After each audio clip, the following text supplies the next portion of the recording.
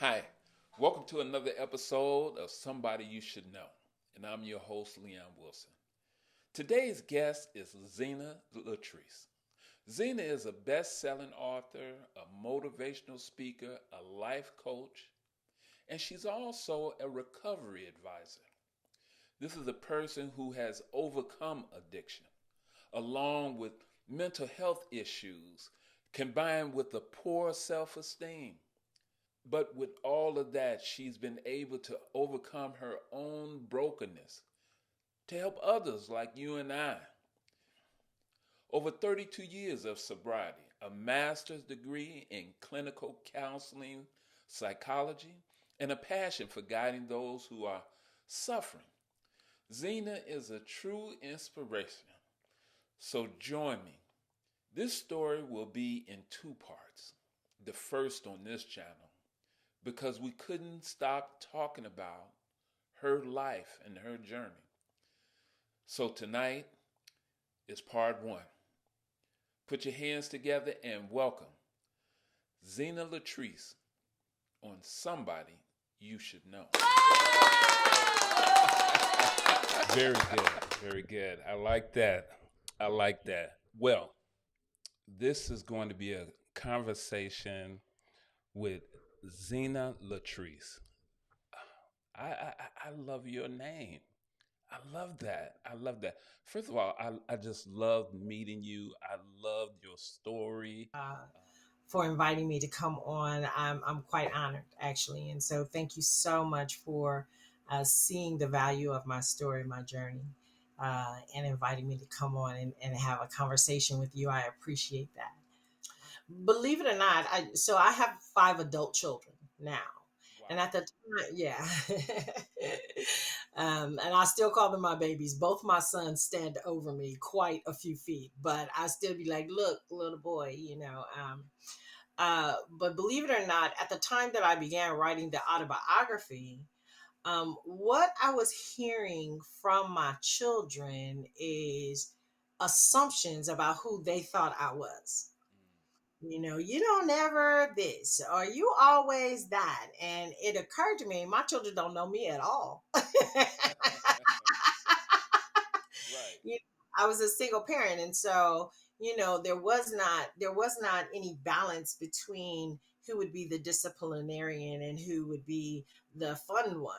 There was just me, and so I was always the disciplinarian, and I didn't play a lot with them because I needed them to take me serious. I did not have time for any one of the five of them to think that I was one of their little friends. And so, upon discovering that my children really didn't know me, I began to reflect on why that was. And it occurred to me that they didn't meet me until they got to the earth.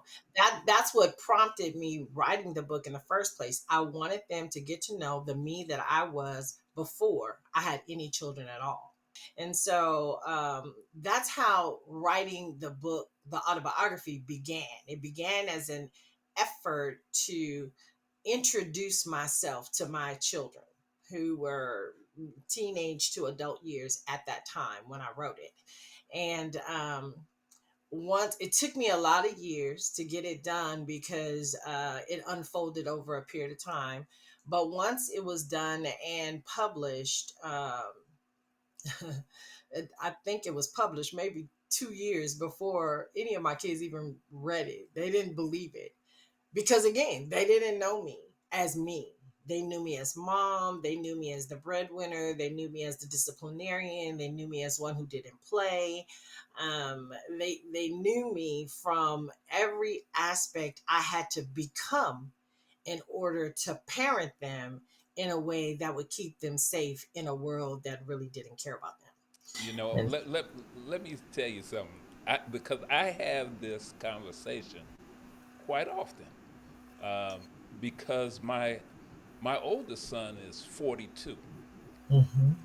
but because my wife and I were foster parents, my youngest is 7, and Mhm. there are several kids in between, and they see me now.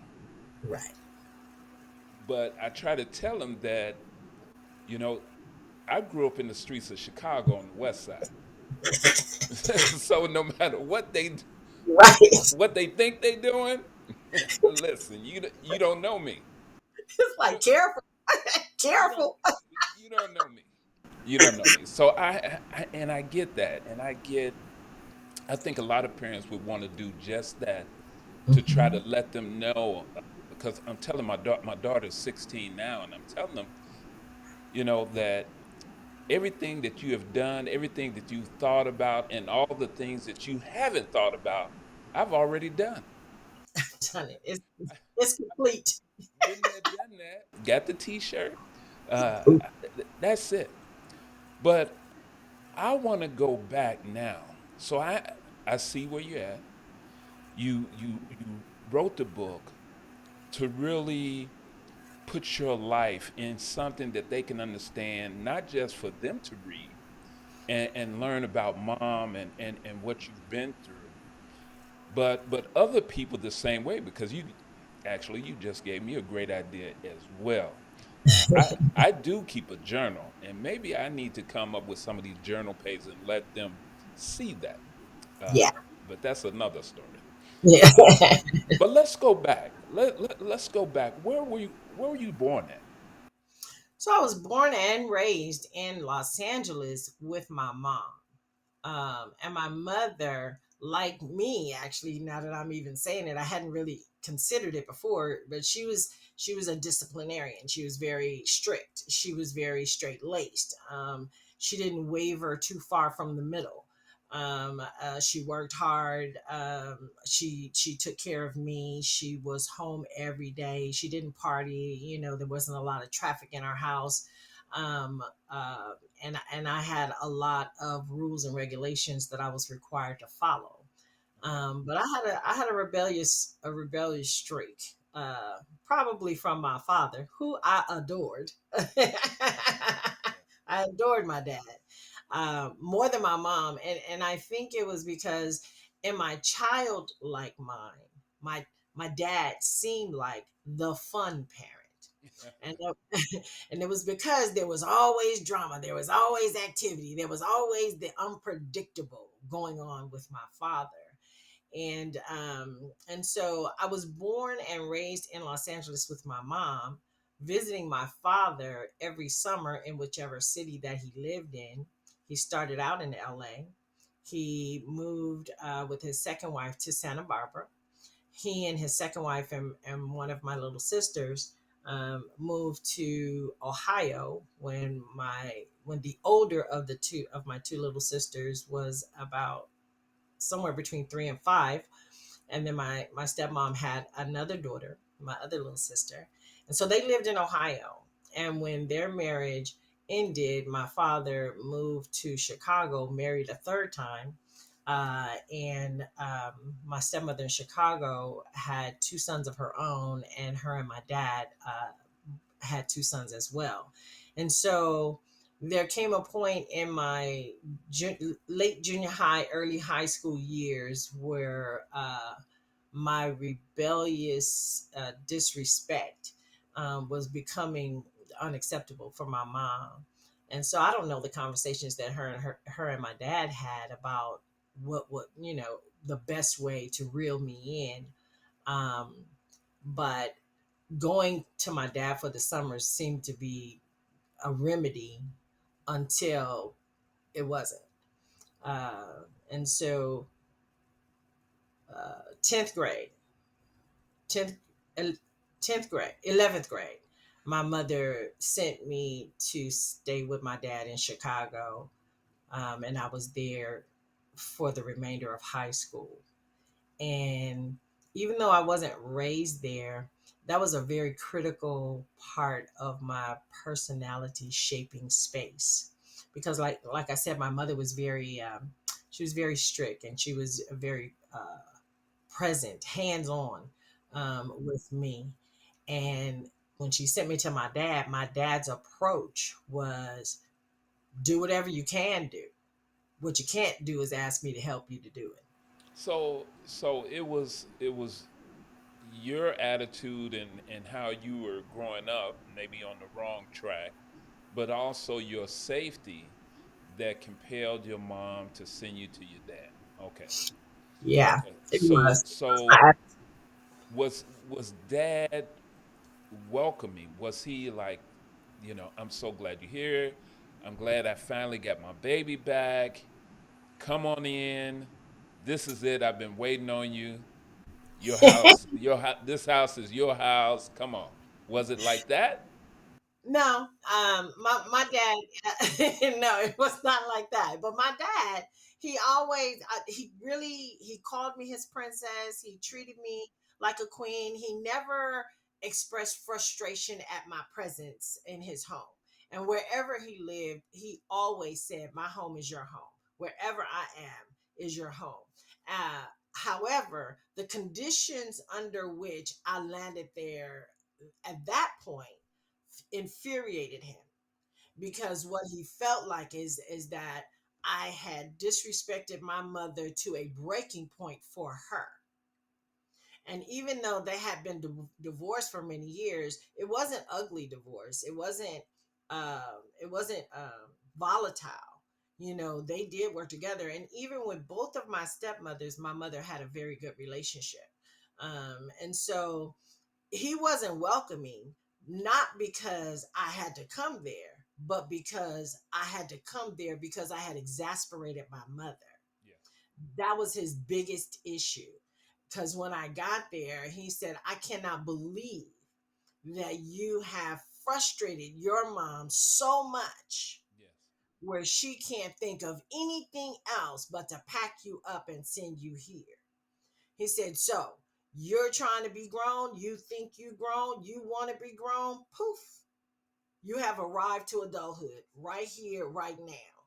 You can live here. You can eat here, and you can sleep here. Everything else is on you. Everything else is your responsibility." And I had been under the thumb of my mom all my life. And so that sounded like good news at the onset. What I didn't realize is what that truly meant. When I got there to live, it was not summer, it was January. January in Chicago is no joke. And I showed No. up with a California winter coat. Yeah. And so I had to figure out my own way to school. I had to figure out how to get lunch money. I had to figure out a lot. But one of the first things that I had to figure out was where to get a coat. Yes. I put on my winter coat and my California scarf and my California hat with my cute little gloves, and I stepped outside and I was like, "Whoa, this is not gonna work." Yeah. And I went back in and I said, "Dad, I need a coat." He said, "Yeah, you do, because that hawk ain't no joke." It's no joke. And I asked, are we gonna go shopping for me a coat? He said, "Oh no, grown folks get their own coat." Yes. Tough love. That's what that is. Tough love. Yes. He said, "You grown, get you a coat because you're gonna need one." And I set out to get myself a coat. I secured a coat to the best of my ability, a Chicago winter coat on my own, and I thought that made me grown. Yeah. And I thought to myself, "I did it. He can't tell me what to do." And so I began to take him at the word that he gave, which is I can sleep there, I can eat there, and I can live there. But don't ask him for nothing. And whatever I can do, go on and do, because I am grown. And I began to live just that way. And Let he me didn't stop. let me ask you this then, because I, with all the kids that we've had situations like that as well, and I've always been torn because there's two sides to this thing. There's if you want to be grown, then be grown and deal with grown folks' responsibilities. But then on the other hand, I tackle with I'm grown and I know what it is. You're a child and you don't. And I understand you got to make mistakes because children will make mistakes. But how many mistakes are you willing to let your child make, or when do I need to step in? Did you have to do everything on your own, or did he help you some as well? No, he did not. He did Okay. not. I got little jobs. Are you done with school? Is No, and everything that I'm doing around school hours. Even though I'm not attending classes regularly, any work that I'm getting is still outside of the school scheduled day. And so I got a job as an Andy Frame usher, and as an usher, I would take tickets, I would show people to their seats, is that at the concert halls, and that kind of stuff. And I really liked that job. yeah, yeah, I really like, it was the greatest job for a teenager. I loved that job, and I was making enough money to get McDonald's and yes. bus fare, subway fare, and a few incidentals here and there. But uh I I woke up one Saturday and I was just like, I'm tired. I don't feel like going. And I would say midday, my dad came downstairs to my room and he was like, "What are you doing here? I thought you had to work today." And I said, "Yeah, I didn't go in today. I'll just call them on Monday and let them know I wasn't feeling well." And he said, "Okay." So, I thought I could just let them know. I didn't know anything about no show. I didn't, So of course they fired me, and I had the nerve to cry, and I made up this huge lie of a story that I thought they should believe. I exaggerated to such a degree that the story was ludicrous from the jump, and it got more outrageous as I kept telling it, and I couldn't believe they did not believe my story. But they did fire me, and I did odd jobs from Yeah, there yeah, for small things. And my stepmother, that's who would rescue me. My stepmother would always put money in my hand, in my pocket, in my hand, on my bed. She made sure I didn't struggle as hard as my father intended. Uh, so you worked these jobs.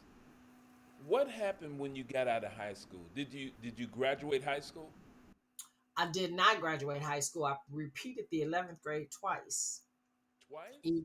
I repeated the 11th grade a second time. And when I returned for the new year, when I should have been in the 12th grade, I bribed the young lady in the office to create a 12th grade, a senior badge for me so that I could move about the campus as a senior with Right. the people that I was, and nobody knew I was still in the 11th grade but me and my teachers. And so and my family, my dad. But and I made it through that second year, and I spent a lot of time in the senior lunch lounge. I spent a lot of time on the perimeters of the grounds. Uh, I had a boyfriend. I would spend time at his house because his aunt and uncle were very, very lenient. And it's just, I just, just uh, really living as if I was grown, not connecting the fact that even adults have to answer to somebody. Yes. Thinking that being grown meant I didn't have to answer to anyone and I get to do whatever I want to do. And uh, it, I didn't, I didn't experience the consequence of those 2 years until it was time for graduation, and I got on the bus one day close to the end of the semester, and we laughed and we talked like we always did, going through the city, coming from the south side, headed to Hyde Park. And as we were getting closer to the school, I began to gather my things together. And when we were coming up to the bus stop, I got all my stuff and I stood up to get off. And they were like, even my best friend, she was like, "Where you going?" And I said, I'm going to school. Where y'all going?" And they said, "We're going to graduation practice. Aren't you coming to practice?" Well, of course I didn't get that notification. I wasn't even in the 12th grade. Right, right, right. But I had to debus that day. And I had kept it, I didn't even consider it a secret. I had created this alter reality that I had been living the entire year. And it did, there wasn't anything to tell somebody because it was the reality that I was living. And when I got off the bus that day, and some people who knew me, my best friend, a couple of other people that I was really really close to, they were just looking out the window, like, because they were so shocked that I was not headed to graduation with them. and and all I could think about is how all year I thought that our little crew was doing a lot of things together, but somewhere somehow they were going to school and I wasn't. Yes. Yes. And it was the first time I went, what have I been doing? Right. I've been here for 2 years. What have I been doing? And so that day, there was like maybe 6, 7, no more than 8 weeks left of regular school for the rest of the students while the seniors practiced for graduation and culmination. And that day, I went to campus and I went to class. It was the first time. I had one teacher when I walked in, she said, "May I help you?" And I told her my name. And she said, "That name is so familiar." She looked on her roster. She said, "You have not been here all semester." I said, "Yeah, I know, I know. But I'd like to do something." Um, because another thing too is at the beginning of school, they give you a syllabus and they give you the book. Right. And so the syllabus tell you where everybody's going to be. So I had done all the work. I thought I was smart. I was like, I have all the work. I can turn it in. And she said, "You're welcome to turn it in, but on absences alone, I cannot pass you in this class." And I said, "Will you do me a favor and just look at the work?" And that following week, I went to the class and she said, "I'm very, very sad." And I said, "Why?" And she said, "Because you're an A student that I just met." And I had another teacher who cursed at me. And he said, "I can't believe you effed off your future for nothing. Right. I don't understand. I don't understand. You're a talented, smart girl. And it's almost like you deliberately sabotaged yourself so that you would be in this situation. And I'm looking at papers you just turned in, and you could have not just aced out of high school, but you would have been, you are scholarship material just and academic scholarships are not easy to attain." He said, "It's just a waste. It's disgusting." He was so the face. Oh, I was so, it just hurt because I did I it was the first time that I experienced the disappointment of people that I didn't know and didn't really care about. I Right. had experienced it with my mom. I had experienced it with my dad, but I took those two for granted because they had always loved me. Right. These people were strangers, and even they were disappointed. I'm like, okay, this is something I don't understand. And so when I finished school, the arrangement my mom and dad had was that he would take me for the rest of high school. And when I finished high school, he would send me home and she would make sure that I got a job and got on my feet. What she wasn't going to do anymore is deal with me as a child, Right. trying to tell her what to do in her house. Yeah. And So, so, yeah. so you completed the 11th grade, kind of, sort of, twice, but then after that, you went home to your mom. hmm yeah. When So, when the school year was at the end of that school year, my dad was looking at flights for me to return to LA.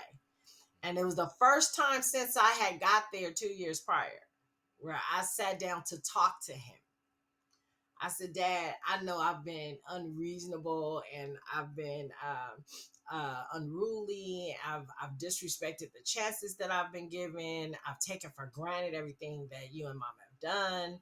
Um, I would like the opportunity to go back and at least complete the 12th grade like I should, um, with my 11th grade class. And he was like, oh no, our agreement was that you could stay here until the end of high school. Is supposed to be. Right. It's not my fault that you decided you didn't need none of the stuff. This is the appointed time when you are scheduled to go back. And I said, well, because it was June and I was going to be 18 in July. I Yes. said, well, in a month, I'll be 18 and you I could just get a job and work from here. And he said, well, in a month, you can buy yourself a ticket and come on back. Right. He said, well, we're going to complete the arrangement that we're already Yes. in. Yes. And Yes. that does not include you staying and trying to make up for nothing. This is you've chosen to live how you've chosen to live as the adult that I said you could be. That was the right that you had. These are the consequences of the decisions you've made. And so pack your stuff because you had it home. Well, he gave you some outstanding life lessons. It was some tough love, but he put some structure down that really I can see it gave you a lot to think about in the years after that. I'm sure you've had many thoughts about that. So, I I actually before you go on, what happened was when I got back to California, mhm. it was the top of June. By mid June, I didn't feel well. By the end of June is when I discovered I was pregnant. So you go back. Hold on. Hold on. Right, He, right. that means your dad was he was Woo! extremely wise. He was extremely wise because he knew what was coming. So he wow. Wow. So you go back and you get back with your mom. What what does your mom say when you come back? What you get back what does she say? This is before you know that you're pregnant, but what does she say? She was working for TRW Electronics company. And what she said is, I can get you a job, an entry level job at my company. You can build a career there. And I said, I really, really want to just try to get my GED so that I can at least have a completion to high school before I do anything else. And so that became my focus. And I went back to the high school I left before I went to Chicago. I enrolled in night school. No, I went back and the peer advisor uh, counseled me on how to take the GED test. I took the test, the results came back, and the peer advisor, it wasn't a peer advisor, it was a full counselor, was furious, just as furious as my teachers back in Chicago. And I'm like, what is the issue? Apparently, I scored in every area in the top 10 percentile in the country on the GED test. Wow. And the counselor was like, with scores like these, I heard it for the second time. With scores like these, you are scholarship material, and academic scholarships are not easy to come by. I can't believe you are taking a GED because you've squandered all your high school years. Yes. What was that about? And so I told him everything that I said to my dad, and what I was advised to do is take 4 classes at night because my GED scores plus 4 additional classes would give me a full diploma. Wow. Okay. And so I did that. And in the midst of those night classes, I've discovered I was pregnant. But I finished Okay. and got my degree. And when I got my diploma, I started before it was evident that I was pregnant. I applied at my mother's company and secured employment there. Okay. Yeah. Okay. So you actually you completed high school even though Yeah. it took a while. You completed high school, you back in California, you got a job coming. good job. Your mom said that is, it could be a lifetime job, it could be a career right there. But now you're pregnant. Now, the father of your child, he's in Chicago. Trying to graduate high school He's in Chicago. He's trying to graduate. All right. with with with 4 scholarships already promised Oh, academic. oh, wow, wow. So did you two, you, did you get together? Did you? Nope. I told him I was pregnant. He told me he didn't want to be, he wasn't ready to be a father. I told him I didn't expect anything from him and I released him from liability. And he said, I'm not going to let you do that. And so instead of going to college, he went to the military and his Ooh, family was furious with me. ooh, They were furious with me.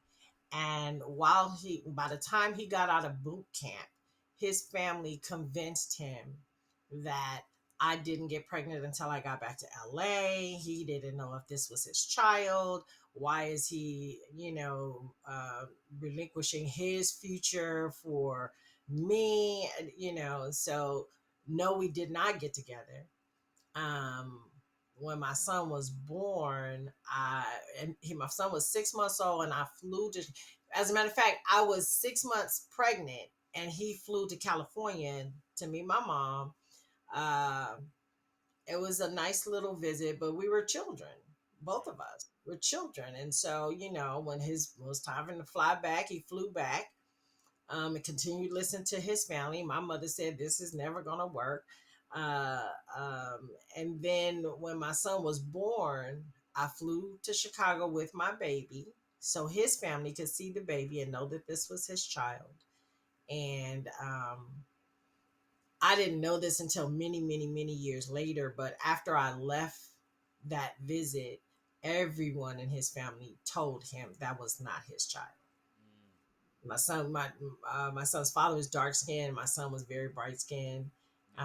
um, and he had soft hair. And he they said it's interesting because today they look like twins, Tw- twins. But back then, my son's father, he was a kid. I was a kid. He's listening to his family because that's who he believed was on his side. So. Um, Unfortunately for my son, though, he I ended up getting married, and my ex-husband intercepted a call from my son's dad and said, this is my son now, don't call here anymore. And there was never a discussion with me by my ex-husband or my son's father, and my son's father backed out and never said a word. Yeah. And Okay. so my son met his dad when my son turned 30. Facebook was new. I got on Facebook in an effort to find him because I didn't know where he was. And he saw my picture and he inboxed me and said, I think that I knew you in high school. If you're who I think you are, you have a child, and I'd like to talk to you. And he left his number. He said, please call me. And I called him. And 30 days later, he came to California, and they both pulled out a Crown Royal bag that had chess pieces in it Mm, because he was a master chess player. My son found chess in junior high school. I thought it was interesting that they both pulled it out to challenge one another. And I said, do you still think this is not your son? Because, I don't know chess. This is not my characteristic. I don't know why he plays chess. But yeah, yeah, wow. Wow. That's a whole nother story right there. So yes, yes. so you end up getting married. Now you're married. Are you at this time? Are you working at the place where your mom was at? Are you there? I'm not at that place, but I'm still in the aerospace industry at that time. I didn't value that industry. I didn't value that. It was not important to me that it was like a government job Yeah. means nothing to me if that's not the work I want to do. Right. And so it wasn't important to me that this was a union job with benefit. None of that meant any. I didn't care. At It 18, was a job. It was just it a was a job. job.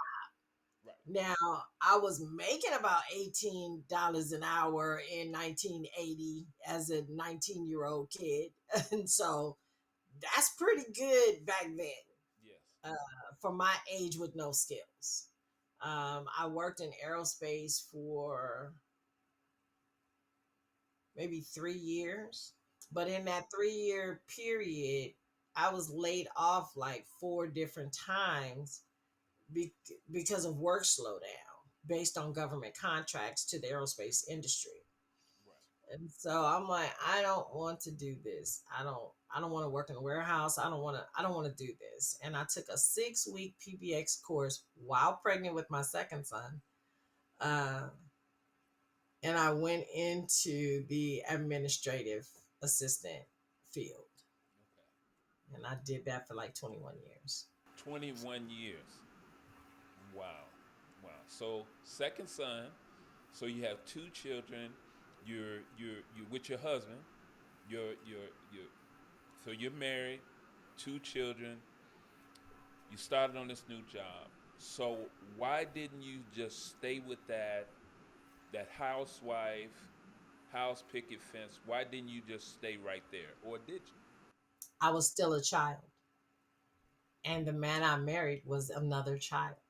Mm, And so now there are two children with two children trying to hold each other responsible for the happiness that is not occurring. And he felt like I should be doing more. I felt like he should be doing more. Uh, and we kept breaking up because his answer was, "I don't have to stay here," and my response was, "Well, then get out." you right. know, just there was not a marriage mindset total between the two of us.